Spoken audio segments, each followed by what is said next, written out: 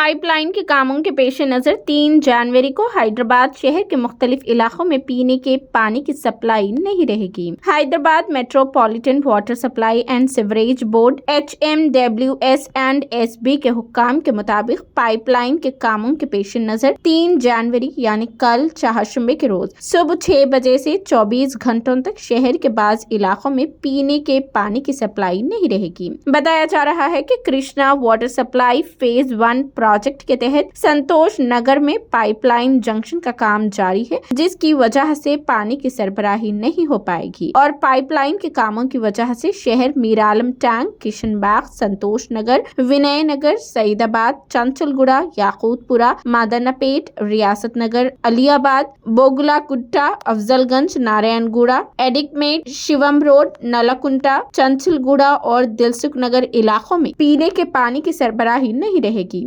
बताया जा रहा है कि आसपास के इलाकों में भी पीने के पानी की सप्लाई में खलल पड़ सकता है। अहदेदारों का कहना है कि बाज़ करीबी इलाकों में भी पानी की सप्लाई में खलल पड़ सकता है। Hyderabad metropolitan water supply and sewerage board के हुक्काम ने आवाम से अपील की है कि वो पहले से पानी का जखीरा करने के लिए जरूरी इंतजामात करें।